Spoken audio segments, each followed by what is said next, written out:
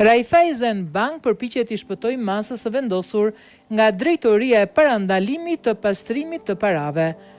Raiffeisen Bank po përpiqet i shpëtojë masës administrative të vendosur ndaj saj nga drejtoria e përgjithshme parandalimit të pastrimit të parave. Procesi vazhdon tashmë në rrugë gjyqësore ku pak ditë më parë palët kanë pasur seancën e radhës. Objekti i padisë në shqyrtim është kërkesa ku Raiffeisen Bank pretendon shfuqizimin e aktit administrativ.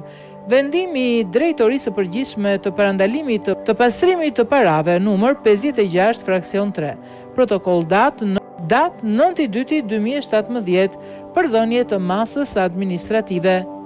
Masa në fjalë është dhënë nga drejtoria e parandalimit të pastrimit parave pas parregullsive të konstatuara gjatë kontrollit të kryer ndaj bankës Raiffeisen, duke qenë se banka në fjalë nuk ka arritur ta rrëzojë aktin administrativ të penalizimit të saj nga drejtoria e parandalimit të pastrimit parave. Çështja ka vijuar deri në shkallët më të larta të gjyqësorit shqiptar, kur shqyrtimi është ende në proces. Baza ligjore e çështjes në shqyrtim është ligji numër 9917 datë 19/5/2008 për parandalimin e pastrimit parave dhe financimit të terrorizmit me ndryshime nenet 4 dhe 27. Neni 4 i ligjit në fjalë parashikon vigjilencën që duhet të tregojnë bankat ndaj subjekteve të dyshuara që në këtë rast duket se nuk ka ndodhur nga Raiffeisen Bank. Neni 4, rastet kur kërkohet vigjilenca e duhur ndryshuar shkronja B në ndarja I e pikës 1 dhe pika 2 me ligjin numër 10391 datë 3/3/2011 ndryshuar me ligjin numër 66/2012 datë 7/6/2012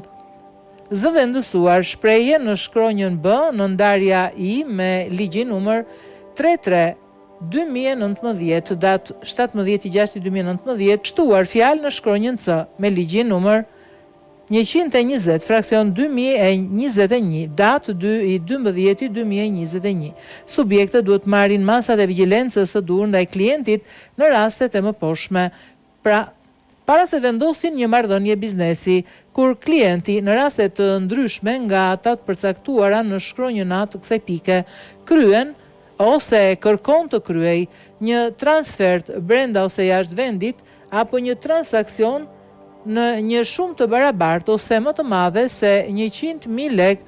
ose kundër vlerën e saj në monedha tuaja për subjekte të përcaktuara në shkronjat A, B, C, G dhe L të neni 3 të këtij ligji, si dhe subjektet e tjera që kryejnë shërbime transfertash, këmbimi valutor ose lojra fati, një transakcion me një shumë të barabartë me jo më pak se 1 milion lek ose kundër vlerën e saj në monedha të tjera të huaja kryer në një transakcion të vetëm ose në disa transakcione të lidhura me njëri tjetrin. Nëse shuma e transakcioneve nuk dihet në kohën e veprimit, identifikimi duhet të kryhet sapo të bëhet e ditur shuma dhe të arrihet pragu I mësipërm. Kur ka dyshime për vërtetësinë ose për shtatshmërinë e dhënave të identifikimit të marra më parë, që në të gjitha rastet pavarësisht se limitet e raportimit të parashikuara në këtë nen, kur ka ndryshime për pastrim parash ose financim të terrorizmit. Palpaditëse për këtë çështje shoqëria Raiffeisen Bank S.A., që kërkon heqjen e masës, ndërsa pala e paditur është drejtoria e përgjithshme e parandalimit pastrimit parave, e cila ka vendosur masën ndaj bankës dhe ka arritur të argumentojë atë duke lënë në fuqi deri në shkallën më të lartë të gjyqësorit.